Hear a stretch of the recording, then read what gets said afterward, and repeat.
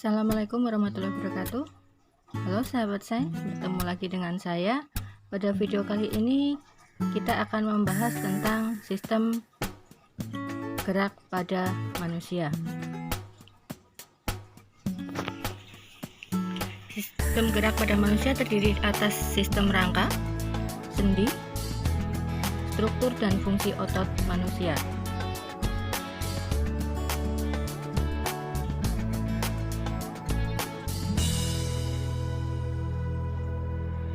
Yang pertama ada sistem rangka. Rangka atau tulang pada tubuh manusia termasuk salah satu alat gerak pasif karena tulang baru akan bergerak bila digerakkan oleh otot. Unsur pembentuk tulang pada manusia adalah unsur kalsium dalam bentuk garam yang direkatkan oleh kolagen.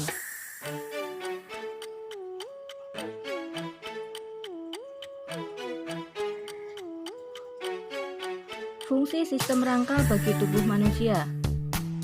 Yang pertama sebagai penegak tubuh, yang kedua sebagai pembentuk tubuh, yang ketiga sebagai tempat melekatnya otot rangka, yang keempat sebagai pelindung bagian tubuh yang penting, yang kelima sebagai tempat pembentuk sel darah merah, yang keenam sebagai alat gerak pasif. Tulang penyusun rangka tubuh terbagi menjadi 3 bagian. Bagian tengkorak, bagian badan, dan bagian anggota gerak. Anggota gerak terbagi menjadi 2, anggota gerak atas dan anggota gerak bawah. Yang pertama, tulang tengkorak. Tulang tengkorak terbagi menjadi bagian-bagian.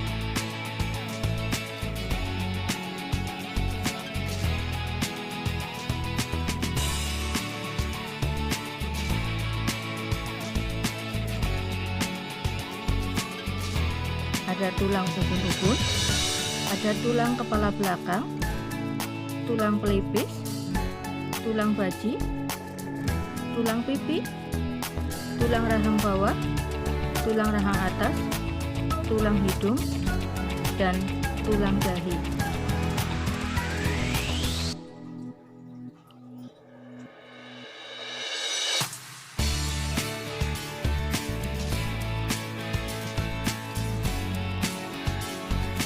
Kemudian bagian kedua adalah tulang anggota gerak. Tulang anggota gerak terbagi menjadi 2, anggota gerak atas dan anggota gerak bawah.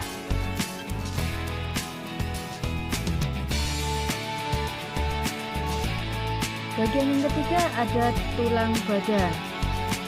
Tulang badan terdiri dari tulang panggul, ada tulang duduk, tulang kemaluan, dan tulang usus. Kemudian ada tulang bahu, terdiri dari tulang selangka dan tulang belikat.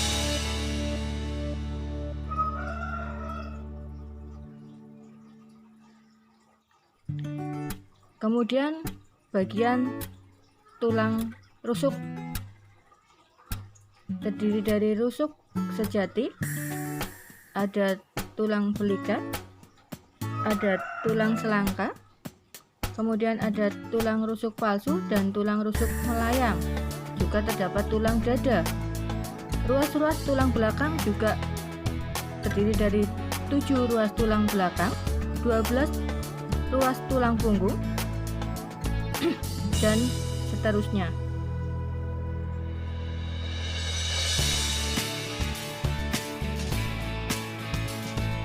Struktur tulang manusia tersusun atas. 1. Periosteum. Lapisan pertama kita akan bertemu dengan yang namanya periosteum, merupakan selaput luar tulang yang tipis. Periosteum mengandung osteoblast atau sel pembentuk jaringan tulang, jaringan ikat, dan pembuluh darah. Periosteum merupakan tempat melekatnya otot-otot rangka atau skelet ke tulang dan berperan dalam memberikan nutrisi pertumbuhan dan reparasi tulang rusak. Ini gambarnya periosteum.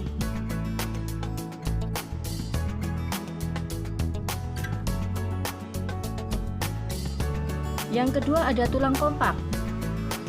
Lapisan kedua kita akan bertemu dengan tulang kompak. Tulang ini teksturnya halus dan sangat kuat. Tulang kompak memiliki sedikit rongga dan lebih banyak mengandung kapur atau kalsium fosfat dan kalsium karbonat, sehingga tulang menjadi padat dan kuat. Kandungan tulang manusia dewasa lebih banyak mengandung kapur dibandingkan dengan anak-anak maupun bayi. Bayi dan anak-anak memiliki tulang yang lebih banyak mengandung serat-serat sehingga lebih lentur. Tulang kompak paling banyak ditemukan pada tulang kaki dan tulang tangan.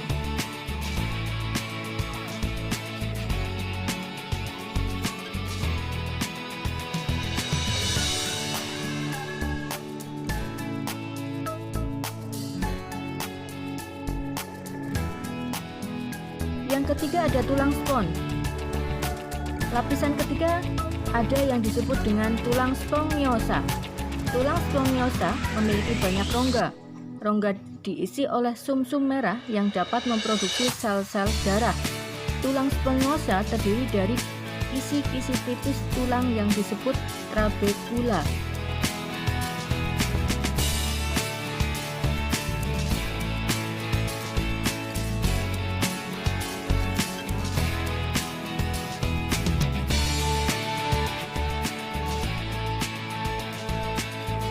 Yang keempat ada sumsum tulang.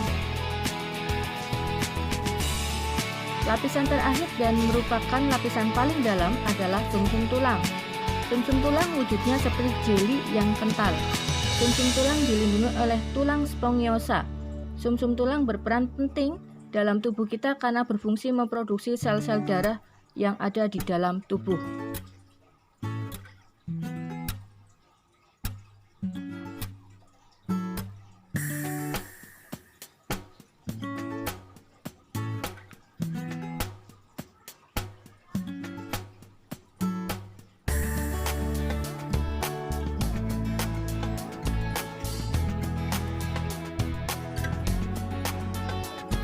Jenis tulang. Berdasarkan bentuk dan ukurannya, tulang pada sistem rangka manusia dibedakan menjadi 4. 1. Tulang panjang.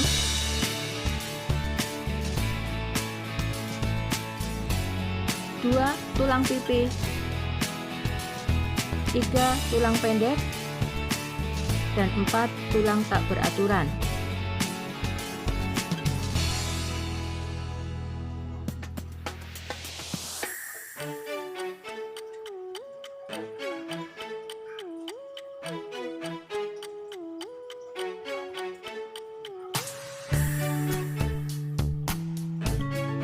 Sendi.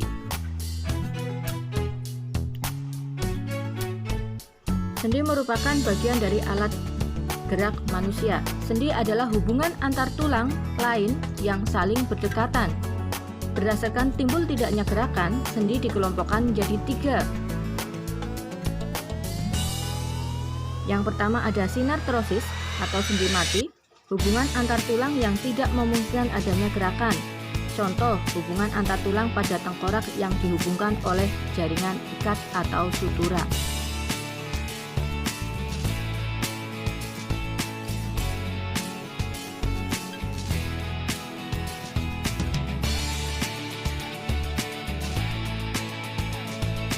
Yang kedua ada amfiartrosis atau sendi kaku, hubungan antar tulang yang menimbulkan sedikit gerakan. Contoh, hubungan antar tulang pada tulang belakang vertebrae oleh tulang rawan.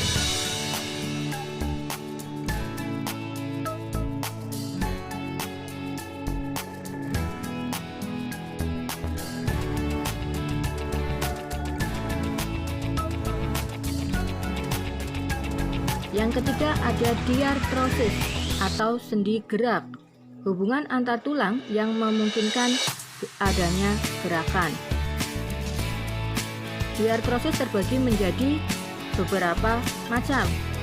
Ada sendi engsel, ada sendi peluru, ada sendi geser, ada sendi gulung, ada sendi putar, dan ada sendi pelana.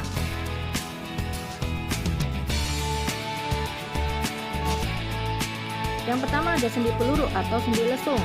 Contoh, sendi antara tulang pinggul dengan tulang paha, antara tulang lengan atas dengan tulang belikat. Yang kedua sendi engsel. Sendi engsel contohnya sendi pada siku, lutut, dan jari. 3. Ada sendi putar. Contohnya ada persendian yang terdapat di antara tulang tengkorak dengan tulang leher. Yang keempat ada sendi pelana. Contohnya pada pangkal ibu jari. Yang kelima ada sendi geser. Contohnya tulang pergelangan tangan dan pergelangan kaki dan antara tulang belakang.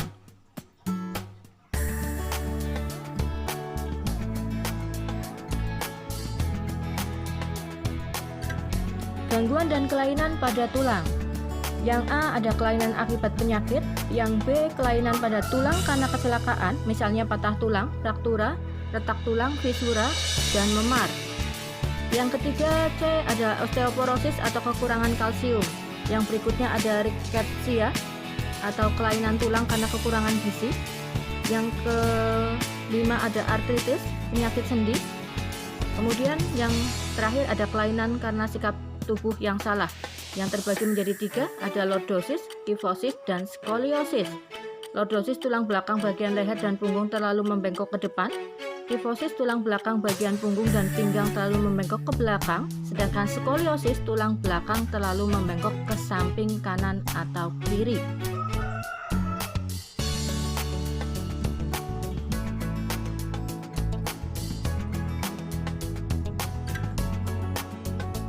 Struktur dan fungsi otot manusia. Otot sebagai alat gerak aktif. A. Fungsi otot.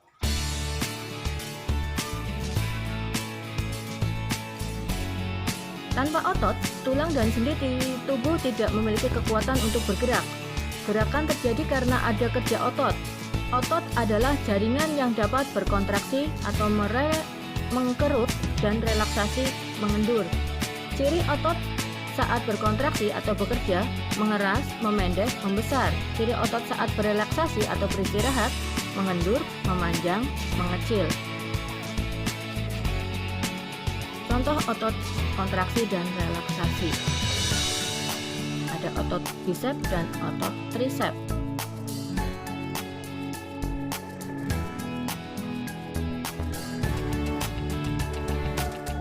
Menurut sifat geraknya, otot dikelompokkan menjadi 2. 1. Otot yang bekerja di bawah kesadaran.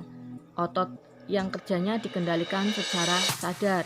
Contoh, kerja otot pada saat makan, menulis, berlari, serta aktivitas-aktivitas lain yang dilakukan secara sadar. 2. Otot yang bekerja di luar kesadaran. Otot yang tidak dapat kamu kendalikan secara sadar. Contoh, aktivitas jantung untuk selalu memompa darah ke seluruh tubuh. Aktivitas otot lambung untuk mencerna makanan secara mekanik.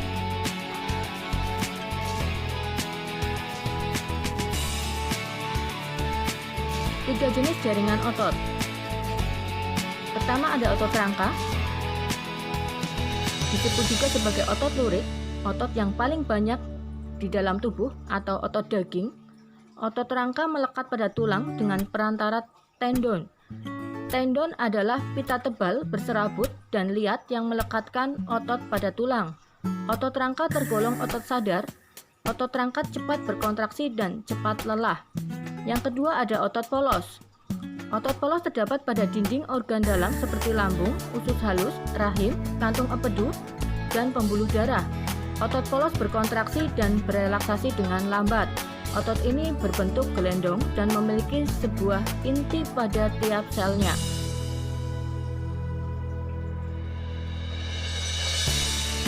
Yang ketiga ada otot jantung. Otot jantung hanya ditemukan di jantung. Otot jantung tergolong otot tidak sadar. Otot jantung memiliki garis-garis seperti otot rangka, tetapi otot jantung mirip otot polos karena tergolong otot tidak sadar. Otot jantung berkontraksi sekitar 70 kali per menit sepanjang hari selama hidup. Otot jantung berkontraksi pada saat jantung berdenyut. Otot jantung tidak dapat dikontrol oleh kemauan sadar. Itu gambar otot jantung, otot rangka, dan otot polos. Ini merupakan perbedaan antara otot polos, otot lurik, dan otot jantung.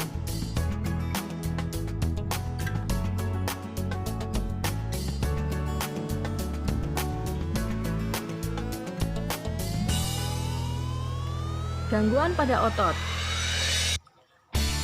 Ada artrofi, keadaan otot mengecil sehingga tidak mampu berkontraksi. Ada stiff atau kaku leher, leher terasa kaku dan terasa sakit jika digerakkan. Ada hernia abdominalis, sobek dinding perut yang lemah sehingga usus merosot ke bawah. Kemudian ada kram, kontraksi otot atau sekumpulan otot terjadi secara mendadak dan singkat, terjadi karena kekurangan aliran darah ke otot.